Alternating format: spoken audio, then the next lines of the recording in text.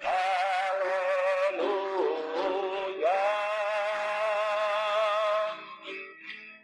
Ven, Espíritu Santo, llena los corazones de tus fieles y enciende en ellos el fuego de tu amor. Aleluya, aleluya, aleluya,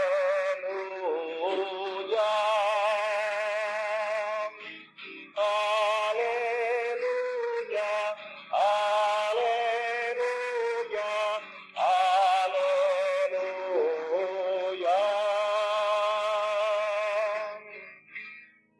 Que el Señor esté con ustedes. Evangelio del Señor Jesús según San Juan. Al anochecer del día de la resurrección, estando cerradas las puertas de la casa donde se hallaban los discípulos, por miedo a los judíos, se presentó Jesús en medio de ellos y les dijo: la paz esté con ustedes. Cuando los discípulos vieron al Señor, se llenaron de alegría, y de nuevo les dijo: la paz con ustedes. Como el Padre me envió, así yo también los envío. Después de esto sopló sobre ellos y les dijo: reciban el Espíritu Santo, para que a los que les perdonen los pecados les queden perdonados, y a los que se los retengan les quedarán sin perdonar. Esta es palabra de Dios. Pueden sentarse.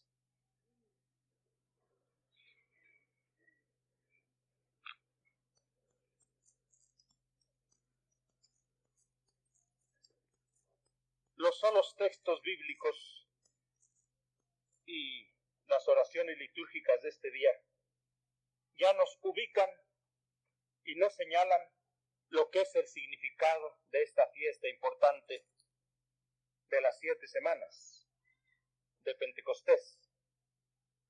Se equivocaron leyendo la primera lectura de la misa de la vigilia, la de ayer. Pero qué bueno, porque nos ubicó en la primera alianza. ¿Qué pasó en la primera alianza en el monte Sinaí? Cuando Dios se comunica con Moisés, le manifiesta cómo ha sido su intervención poderosa a partir de la liberación de Egipto, del paso del Mar Rojo. Y dice: al rayar el alba hubo truenos y relámpagos, una nube cubrió el monte, se escuchó el fragoroso resonar de trompetas. Moisés hizo salir al pueblo para el encuentro de Dios, pero la gente se mantuvo al pie del monte. Todo el monte Sinaí humeaba, porque Dios había descendido sobre él en medio de fuego. Salía fuego y humo como de un horno, y todo el monte temblaba con violencia. Moisés hablaba y Dios le respondía en los truenos, etc. Eso fue esa teofanía, esa manifestación de Dios en la primera alianza. Y este día de Pentecostés escuchamos también de ese capítulo 2 de los Hechos de los Apóstoles. Dice: el día de Pentecostés es esa fiesta que dice Levítico de las 7 semanas, 7 por 7, 49. Una fiesta importante que todavía se celebra en Israel. Los discípulos estaban reunidos en el mismo lugar. Y recuerden que el capítulo 1 de este libro dice que el Señor, cuando ascendió al cielo, dice: no se ausenten de Jerusalén, espérense, hasta ser revestidos del Espíritu Santo como poder de Dios, para que sean mis testigos en Jerusalén, en Judea, en Samaria y hasta los confines de la tierra. Y así, cumpliendo el mandato del Señor, se quedaron esos 9 días, de ahí vienen los novenarios, decía, en oración, en espera de que se manifestara esa donación del Espíritu. Y llega justamente ese día de la fiesta de Pentecostés, que escuchamos en la primera lectura. Los discípulos estaban reunidos en el mismo lugar. De repente, semejante a lo que pasó con Moisés en el Sinaí, se oyó un gran ruido que venía del cielo. No como los terremotos, que a veces se oye ruido, pero de abajo, ¿no es cierto? Yo me acuerdo en el Perú que cuando yo estaba allá, que tiembla con frecuencia, se oye empieza y luego viene la sacudida, pero el ruido se oye abajo. Ruido que venía del cielo, como un viento recio, como ese viento que zumba, ¿no es cierto? Me acuerdo hace años dando un retiro en Guatemala, en el alto de un cerro, que abajo está el maravilloso lago Atitlán, en una casa de retiro de las Madres Carmelitas, y justamente en la liturgia de consagración, cuando íbamos a orar por el Espíritu Santo, se empezó a ir un viento recio que zumbaban los árboles. Todos se asombraron. ¡Achis! Nos va a pasar igual que el primer Pentecostés. Como también una vez en el Altillo, en el salón dorado que llamábamos, abajo que tenía un mayatex como la capilla que tenía algo medio dorado, empezó a temblar justamente en ese momento. Dice, viento recio que resonó no en la ciudad, en la casa donde estaban los apóstoles. Porque si no la gente donde estuviera, aquí está temblando. Cuando tiembla aquí, ¿van a buscar una casa que está temblando? No, tiembla en todas partes. Y cada quien lo siente donde está. En la calle o en su casa, se mueven las sillas, si está en la cama se mueven los focos, y si es más fuerte se caen las cosas de los libreros, pero no. Resonó en la casa donde se encontraba. Tanto que la gente vino a ver qué pasaba en esa casa. El viento recio, el terremoto y fuego. Justamente hay un librito cuyo título es Como un viento recio, de un Meltari, en las islas ahí, la isla de Timor, en la Indonesia. Que de buenas a primeras, un domingo, estaba la comunidad cristiana en el templito, y de pronto se empezó a incendiar. Y toda la gente del pueblo vio las llamas en el templo, y todos corrieron con baldes de agua. Y cuando se acercaron y vieron la puerta abierta, y toda la comunidad alabando a Dios. Todos vieron fuego físico. Y pasó como el horno del profeta Daniel, ¿no es cierto? Que el rey, para castigarlo y matarlo, lo metió al horno de fuego, y a los otros tres, Isaías y Misael, o los nombres persas, muy raros, y dice que no los echaron ahí. Ahí están, frescos, alabando a Dios, así en ese lugar. Les recomiendo ese librito, Como un viento recio. Incluso yo me encontré un obispo anglicano en una reunión en Singapur y le pregunté, oiga, ¿lo que dice ese libro es verdad? ¿O le echaron demasiada crema a los tacos, como decimos? Dice, no, lo que dice el libro es poco, sucedió mucho más. Milagros. Primero empezó con que se incendiaba el templo. Y fue un Pentecostés tremendo en esa comunidad, en la mitad derecha de la isla de Timor. Y después había resucitados. Cuando iban de misiones a los otros poblados, no tenían puentes ni lanchas y caminaban por encima de las aguas. En la noche en los bosques había una luz como de los mineros que les iluminaba el camino. Para la misa ahí no hay uvas y no hay vino. Y primero el Señor hacía el milagrito de cambiar agua en vino y luego ya podían decir la misa. Y así por el estilo. Como un viento recio justamente. Y luego fuego que distribuyéndose, no destruyéndose, ¿verdad? Distribuyéndose, háganme cuenta, una bola de fuego que se distribuye y encima de cada uno una llama de fuego, como lengua. Y se llenaron todos del Espíritu Santo y empezaron a hablar en otras lenguas, según el Espíritu les inducía a expresarse. Ahí se asocia lengua, porque la llama parece una lengüita, ¿no es cierto? Pero lengua de hablar, y dos formas de hablar. Alabanza, ahí mientras estaban todavía en el cuarto, en ese don misterioso de oración en lenguas, según el Espíritu les concedía expresarse, que no eran palabras inteligibles, sino ruidos o frases, pero en ningún idioma.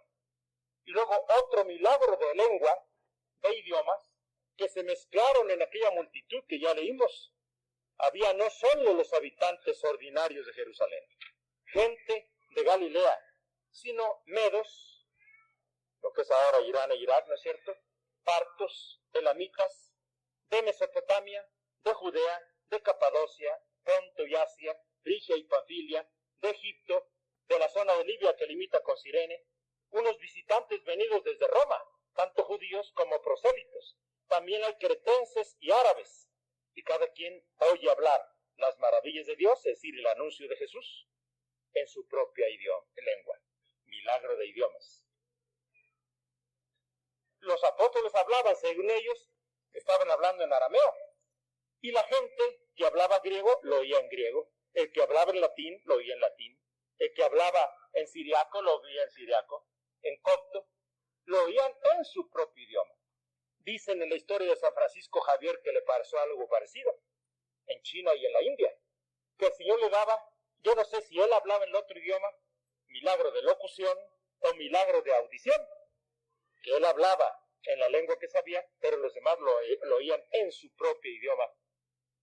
Al contrario de la Torre de Babel, que fue la confusión de lenguas, Pentecostés es al revés, un solo idioma. Y el idioma es la forma de comunicación, ¿no es cierto? Por eso, ¿qué dijimos en la oración colecta? Que por la venida del Espíritu Santo se logra en la iglesia la unidad y el amor de la primitiva iglesia. O sea, que el primer fruto del Espíritu es amor y unidad, al ejemplo de la primera comunidad cristiana. Eso pedimos, y justamente los temas de ayer, los dos primeros fue eso, ¿no es cierto? El fruto del Espíritu es el amor y la unidad, sentirnos un solo cuerpo, sentirnos solidarios unos con otros. Y parte de esa solidaridad no solo es la unión afectiva, la unión espiritual, la unión en los rezos, pero también la unión en los bienes materiales. Que nadie llama solamente suyos, como el niño dice, esto es mío. Un niño chiquito siempre pelea que esto es mío, incluso le quita el juguete a su compañero y dice es mío. A eso de año y medio, 2 años, las dos palabras que dicen los niños, no, no quiero, o es mío, ¿no es cierto? Así, la gente adulta como niño chiquito para todo dice es mío. Pero fruto del Espíritu es nuestro. Como las carmelitas, para ser manifestado que las cosas son comunes, siempre dicen nuestra celda, nuestro hábito, nuestro misal. Nunca usan la palabra mío, como para ellos mismos, ellas mismas en el lenguaje, está recordando que nada es propio. Tanto que un chiste, estaba leyendo la monjita y habló que había arpas, liras y chirinuestra, decía chirimía, ¿verdad? La chirinuestra. Pero es interesante, nadie llamaba solo suyos a sus bienes. Justamente esa actuación de un niño demasiado pequeño, es mío. Pero nosotros adultos decimos, es mío. Quítate, esto es solo mío. Pero fruto de Pentecostés esto es común. Es nuestro. Es de todos. Claro que la persona que en el orden civil es propietario de aquello, los demás no lo toman si el otro no lo da, pero su actitud es compartir. Pero antes de compartir es porque piensa que los bienes no son solo suyos. Los bienes son del Señor, Él es el dueño y nosotros somos mayordomos, administradores. Y se comparte con los demás, sobre todo los más necesitados, y consecuencia de ello no había ningún necesitado. Por eso decía, los textos mismos nos iluminan qué quiere decir esta fiesta de hoy tan importante. Qué bueno que se equivocaron y leyeron ese texto del Éxodo, que era la misa de ayer en la noche. Pero con esos dos vemos cómo se asocia Pentecostés, con esos signos de las teofanías, viento y fuego y terremoto. Si aquella fue la primera alianza, Pentecostés es el comienzo de la nueva alianza. Es el sello de la alianza que empezó primero evidentemente con la encarnación de Jesús. Su sangre derramada en la cruz es la reconciliación con el Padre y la garantía, el precio de la nueva alianza. Pero la culminación de la misión de Jesús es justamente en Pentecostés. Por eso él decía, es necesario que yo me vaya para enviar al Espíritu. Y cuando la humanidad de Jesús resucitó y es glorificada y está a la derecha del Padre, junto con el Padre envían el Espíritu Santo.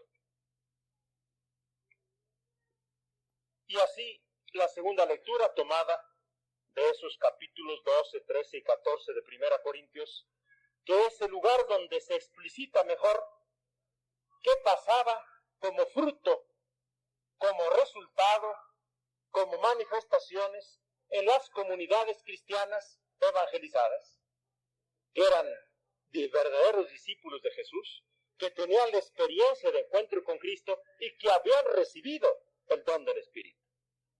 Y aquí San Pablo en el capítulo 12 describe, ¿se parecerá a nosotros? El libro de los Hechos de los Apóstoles es como la crónica de la iglesia, pero solo los 28 primeros capítulos. Ya ven que aquí en México hay el cronista de la Ciudad de México, ¿no es cierto? No sé ahora quién sea, muchos años fue Salvador Novo, siempre pone a un literato importante. El cronista, ¿qué quiere decir? Escribir la historia de la ciudad. Y pasa uno y después viene otro, y describe lo que pasó en tal momento, en tal año, y después viene otro.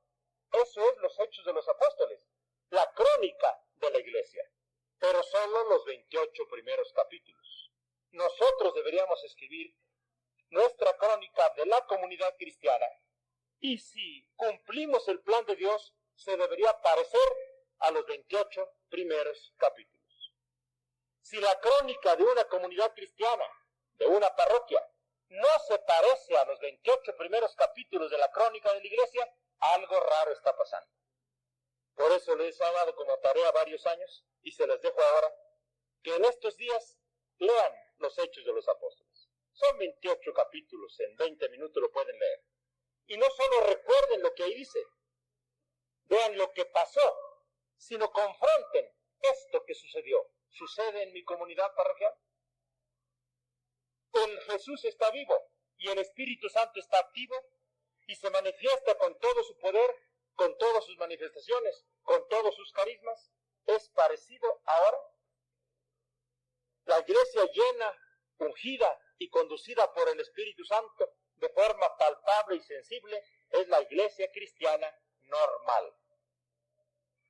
La iglesia, las comunidades cristianas que no tienen esa plenitud del Espíritu y no se manifiestan todos esos síntomas y esas manifestaciones, es una iglesia anormal.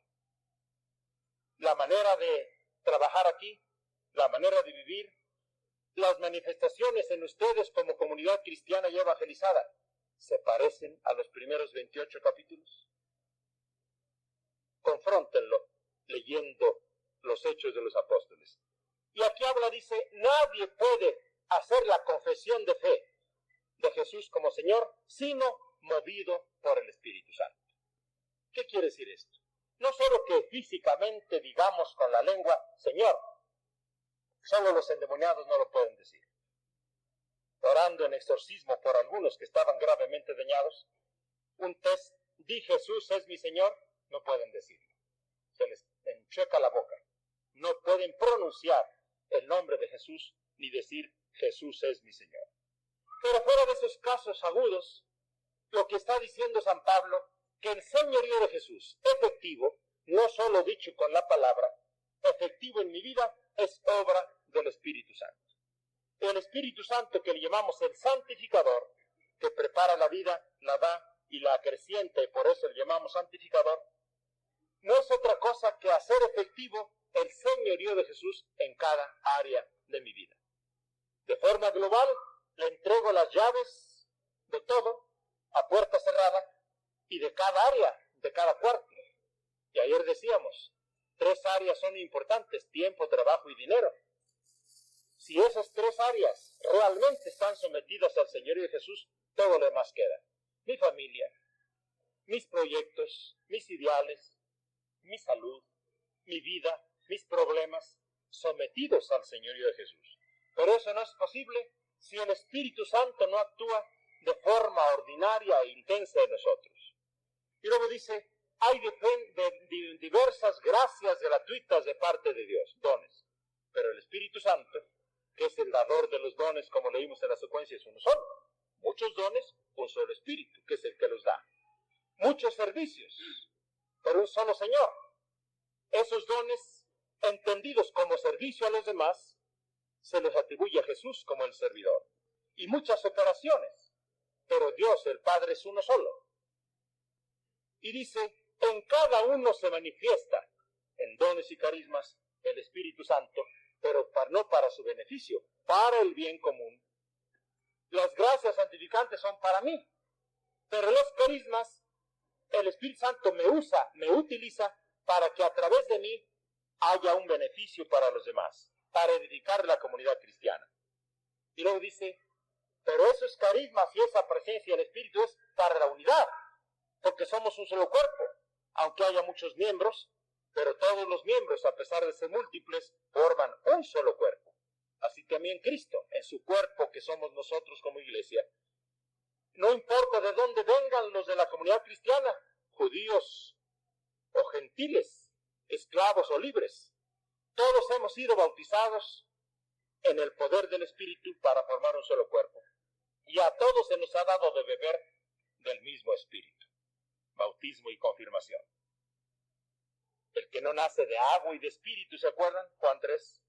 Por el agua bautismado. Y el poder vivificador del Espíritu. Y beber del Espíritu es esa fuente de agua viva que alude al don de poder del Espíritu que es sacramentalmente la confirmación. Se podía leer otra lectura, dice aquí o bien Romanos 8, que es la vida en el Espíritu, como Gálatas 5 también. Y la secuencia que la traducción española, por hacer verso, debilita un poco el texto latino que tenía mucha más fuerza. Lava codes ordidum, lava lo que está sucio.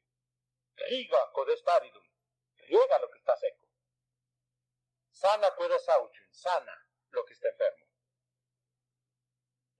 Doblega lo que está rígido, calienta lo que está frío. Endereza lo que está desviado. Y concede a todos tus dones. Dones en el sentido santificador y carismas al servicio de los demás.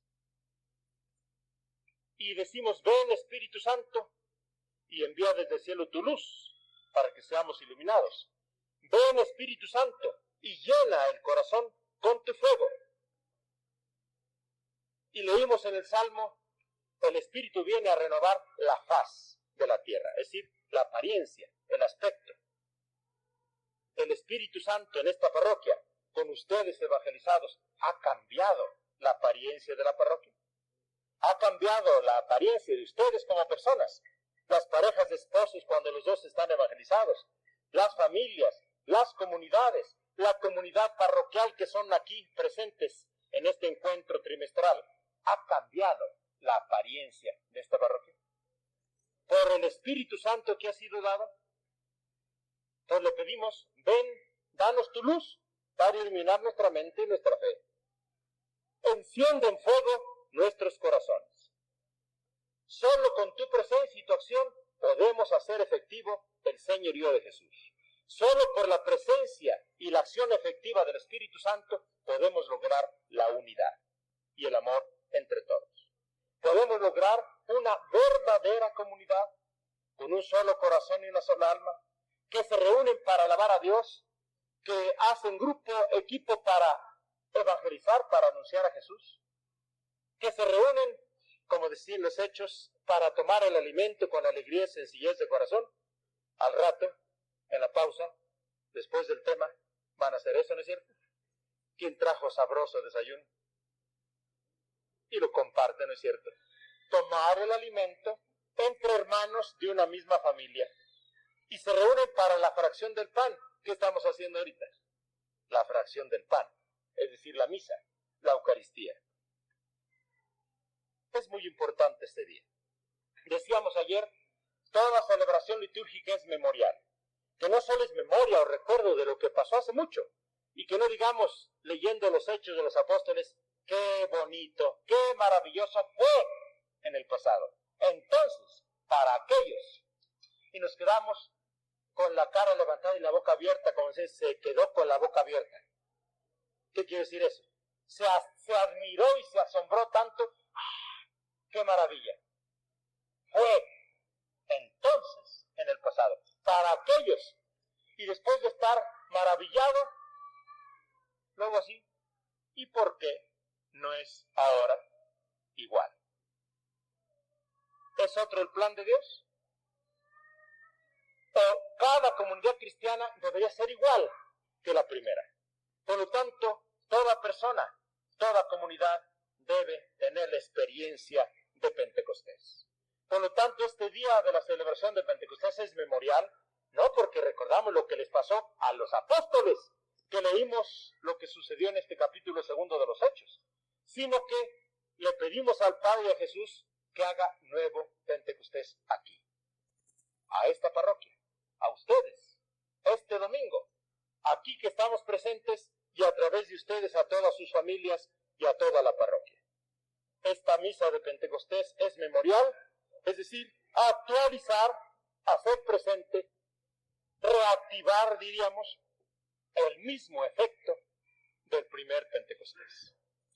Ya hubo el primer Pentecostés para aquellos, pero ahora nos hace falta a nosotros. Reiteradas efusiones, nunca acabamos de ser llenos de espíritu. Por eso, aunque ya recibimos el espíritu como vivificador en el bautismo, como poder de Dios en la confirmación, en el orden sacerdotal, en el matrimonio, lo reavivamos en el retiro, pero todos los días le decimos: Señor, envía tu espíritu a mí. Ven, Espíritu Santo, todos los días. Nosotros somos el recipiente, Él es el aire, y decíamos ayer como un globo que está sin inflar, y entra el aire y se agranda su capacidad de recibir. Así necesitamos más aire. Y nuestro recipiente se ampliará y no terminamos nunca de recibir efusión del Espíritu. Ser llenados una y otra vez con el Espíritu. La parte nuestra es poner el recipiente, meternos en el agua, asocia al viento y asocia al agua, agua viva, ¿no es cierto? El que tenga sed que se acerque, y yo le daré, dice Jesús, gratuitamente del agua de la vida. El que tenga sed que venga y beba el que cree en mí, y entonces después de beber, que es creer en Jesús, de su propio interior correrá un manantial, ríos de agua viva es lo mismo, manantial que brota. Y decía San Juan, esto se refería al Espíritu Santo que recibieran los que creyeran en él. Pero todavía no estaba esa forma del Espíritu porque la humanidad de Jesús no había sido glorificada. Y lo mismo le dice a la samaritana, dame de beber, tengo sed. Pero luego le dice, si tú conocieras el don de Dios, lo que Dios puede darte, más bien tú me pedirías agua, y yo te diré un agua de la que no volverás a tener sed, es decir, al creer en Jesús como Mesías, Salvador y Señor. Y entonces tú misma te convertirías en manantial para que otros beban de ti como instrumento de la presencia de Dios. El don del Espíritu es manantial para dar de beber a otros. Es la unción del Espíritu en todos los cristianos que han recibido la plenitud del Espíritu para la misión evangelizadora y se convierten en instrumentos del Espíritu. Todos los 4 evangelios al final es el señalamiento de la misión. ¿Qué dice el final de Marcos? ¿Se acuerdan? 16:15. Vayan y proclamen la buena nueva, es decir, evangelicen a toda criatura. El que crea, el que se abra a esa oferta de salvación, tendrá salvación. El que se cierre, tiene condenación. Y las señales del poder de Dios, los milagros, acompañarán esa evangelización. ¿Qué dice el final de Mateo? Vayan y hagan discípulos de todas las naciones, bautizándolos y enseñándoles la catequesis, a cumplir todo lo que yo les he mandado. El final de Lucas dice, los envió a proclamar la conversión, es decir, anunciaban la salvación de Jesús e invitaban a la conversión. Como el comienzo de Mateo, conviértanse, porque el reino de Dios está cerca. El comienzo del Evangelio de Marcos, el tiempo oportuno ya está presente. Luego el anuncio, el reino de Dios está aquí. La invitación, conviértanse y crean. Por eso el final de Lucas dice, los mandó a proclamar la conversión, es decir, que anunciando la salvación de Jesús para que puedan tener salvación, y que el reino de Dios se manifieste en ellos, la exigencia es convertirse y creer. En ese mismo contexto es lo que dijimos en el Evangelio de hoy. Que la misma tarde del domingo, o sea, al día siguiente de la resurrección, el Señor resucitó a medianoche, ¿no es cierto?, entre el sábado y el domingo, lo que ahora se llama domingo, Dominicus Días, día del Señor. Estaban los apóstoles encerrados por miedo. Tengan en cuenta eso. Y les dice, Shalom Alejem, la paz con ustedes. Igual que dicen los judíos ahora, y ese canto que decimos, ¿no? Evenu Shalom Alejem.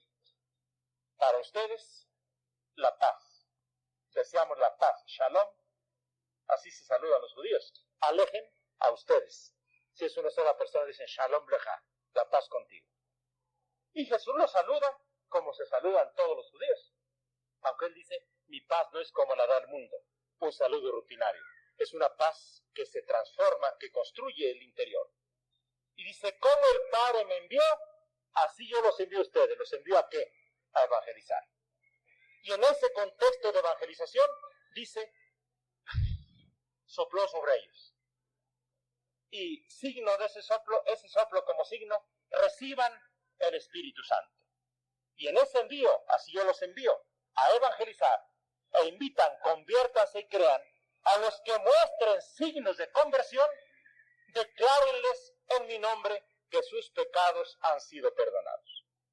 Y si ven que la gente no reconoce sus pecados, si no confiesa sus pecados, no les pueden declarar que sus pecados han sido perdonados y por lo tanto sus pecados quedan sin perdonar.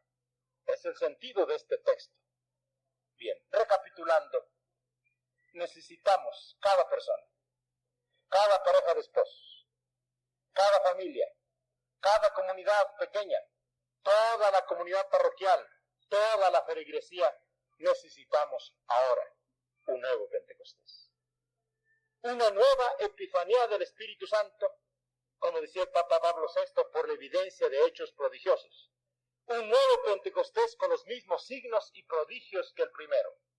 Y como decía Juan 23, invitando al concilio, repítase ahora en la familia cristiana el espectáculo del Pentecostés.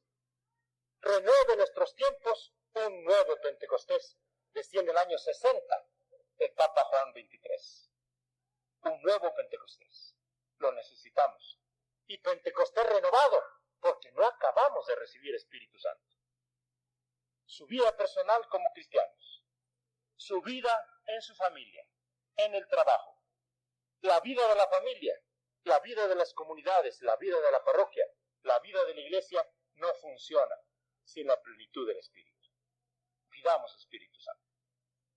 Hoy, especialmente en esta misa, como memorial de Pentecostés, no es recuerdo solo, decíamos, sino actuar lo mismo, el efecto igual que el primer Pentecostés.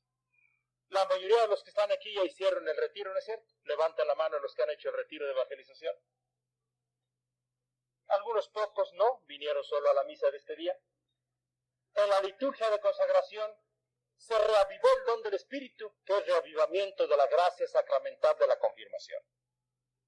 Pero no basta el sacramento de la confirmación, no basta lo que recibieron en el retiro, que reavivar la gracia de la confirmación, sino que todos los días esta parroquia necesita Pentecostés, plenitud del Espíritu, nuevo cada día y más intenso. Esta parroquia tiene una misión muy importante. Aquí es el proyecto piloto del cine, con S, no con C, Sistema Integral de la Nueva Evangelización, que ya saben ustedes, ¿no es cierto? Ahí en Cantunil, frente a la primaria, es la sede central del cine a nivel internacional. ¿Por qué internacional? Porque ya son 24 países que llevan este mismo sistema. Más de 1000 parroquias. Miles y miles de personas, más de 10,000 pequeñas comunidades. Y aquí es el origen. Y esta parroquia es el proyecto piloto del cine. ¿Qué quiere decir proyecto piloto? Donde es el modelo, el ejemplo, donde se realiza para que los demás vean qué está pasando. Y así viene gente de todas partes. En una semana Vienen dos señoritas de España que van a estar 2 meses porque quieren ver qué está pasando aquí. El padre Sergio, que está en España, que estuvo aquí 1 año, ¿se acuerdan? Las manda.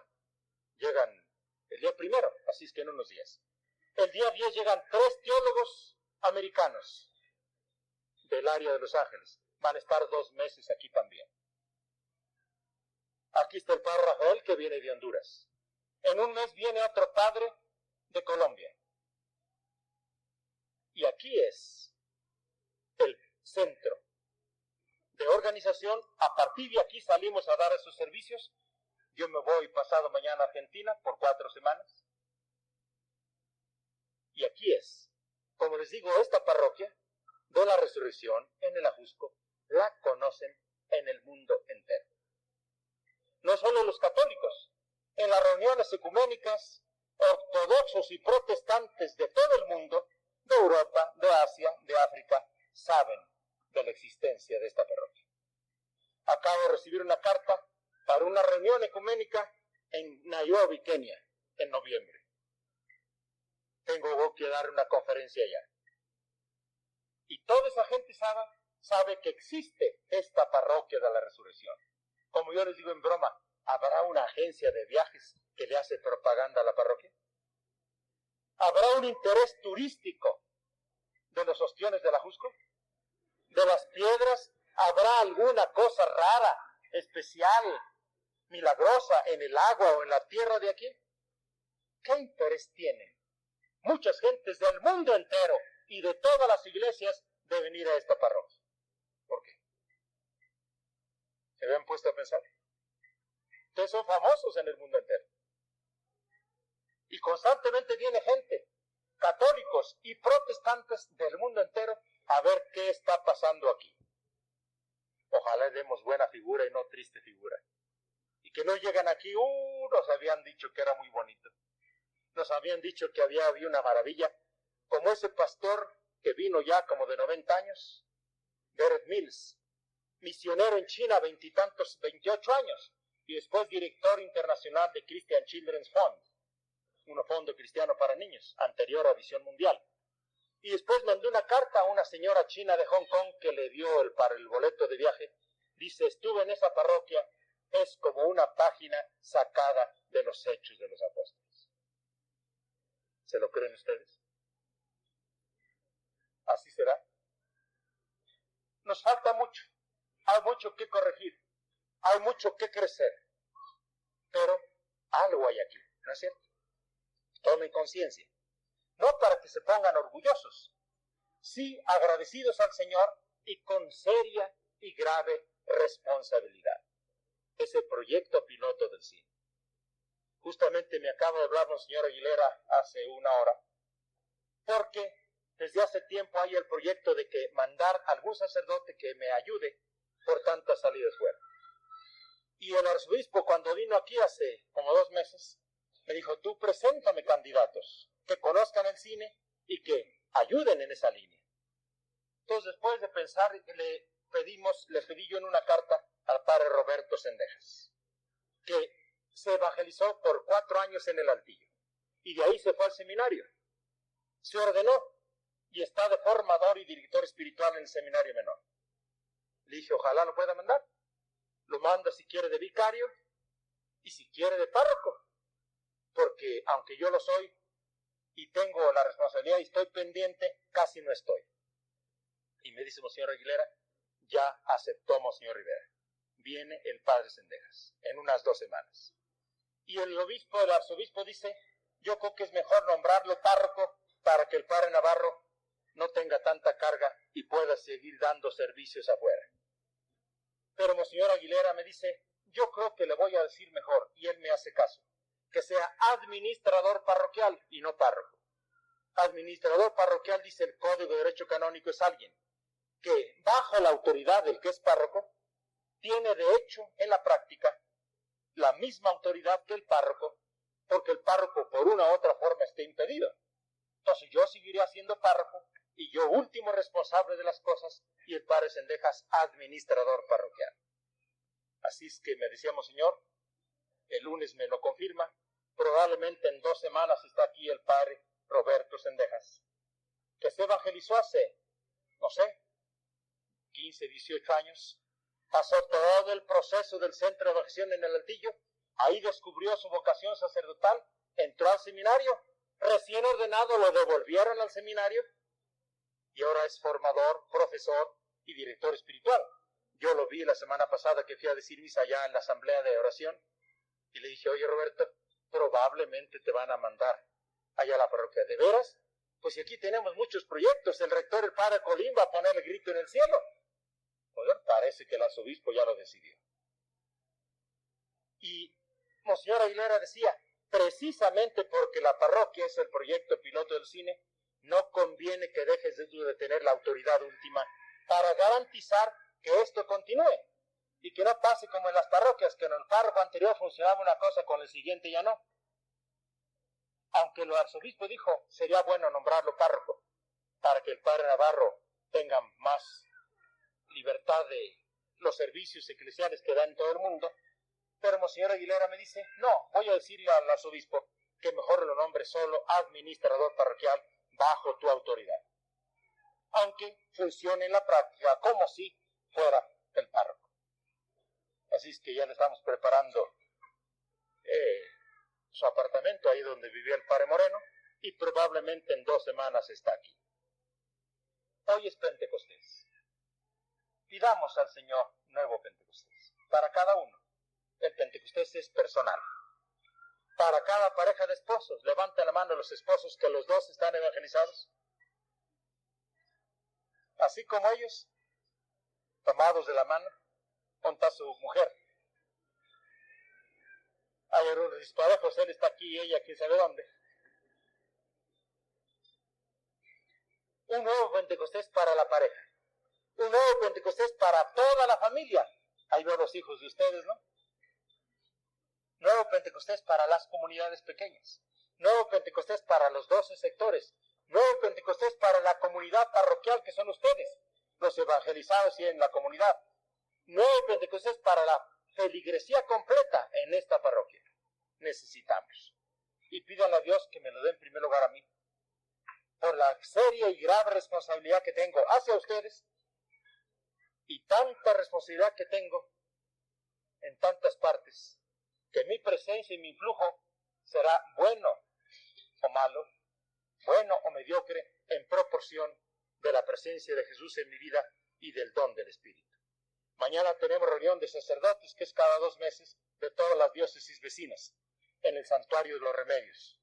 Y siempre hay de 30 a 50 sacerdotes que vienen de Querétaro, de Tulancingo, de Texcoco, de Catepegue, de Toluca, de Tlalnepantla, como 7, 8 diócesis, y nos reunimos toda la mañana, primero un rato de oración, los padrecitos alabando a Dios espontáneamente, luego como 1 hora y media de testimonio de lo que el Señor está haciendo en ellos y en sus parroquias, después yo les doy algún tema, luego hay asuntos prácticos, y comemos ya tarde como a las 3 para aprovechar lo más la mañana, y 4, 4 y media terminamos. Cada 2 meses nos vamos rotando en diversas diócesis. Mañana es en arquidiócesis de Tlalnepantla, en Los Remedios, en el santuario antiquísimo de Los Remedios.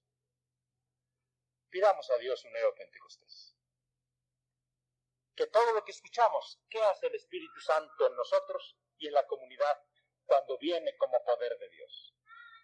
Que venga como viento que sacuda la cosa que está muerta.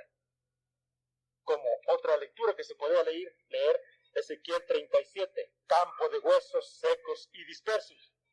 Pero viniendo el Espíritu se juntan los huesos, sale carne, sale piel, se reavivan y es un compacto ejército, ¿no es cierto? Ezequiel 47, ese torrente de agua que brota del santuario de Dios, donde penetra ese torrente lo sanea todo. Todo ser que está dentro de él tiene vida. A los márgenes del torrente de árboles siempre verdes, no se secan nunca y producen fruto cada mes, ¿no es cierto? Pidamos Espíritu Santo para cada uno. Pídanle mucho para mí. Yo no sé por si mi volumen necesito más. Y más por mi responsabilidad de pastor. Y no solo de esta parroquia. No solo pastor general de los misioneros de la cruz. Director general del cine, que ya tiene influjo en tantos países entre los católicos y con decenas de iglesias protestantes. Yo he dado conferencias donde hay 90 iglesias distintas de 24 países, por ejemplo, en Chicago. Ahora en Nairobi, Kenia, en noviembre, no sé cuántos estarán. En septiembre del año antepasado en Washington había de 120 países, de todas las iglesias. Y presenté lo que era el cine, lo que la parroquia está haciendo, todos se quedan asombrados. Y por ahí tengo un montón de tarjetas de Europa, de Rusia, de Rumanía, de Bangladesh, de la India, y se acercaban: padre, necesito ir allá a decirnos lo mismo que dijo aquí. Denle gracias a Dios de que el Señor nos ha dado el privilegio de ser esa parroquia piloto, de tener ese servicio eclesial, de simplemente cumplir de manera ordenada y sistemática, de forma integral, toda la misión de la iglesia. Pero que esta parroquia pueda ser ejemplo, y ese que le llamamos, ojalá lo merezca, proyecto piloto del cine. Se ponen de pie. ¿Creen en Dios, que es Padre, Hijo y Espíritu Santo? ¿Creen en Dios Padre, creador de todas las cosas? ¿Creen en Jesús, Hijo de Dios, Salvador y Señor? ¿Creen que se encarnó en el seno de la Virgen María por obra del Espíritu Santo? ¿Creen que murió en la cruz para que tengamos salvación? ¿Creen que derramó su sangre para reconciliarnos con el Padre y limpiar nuestros pecados?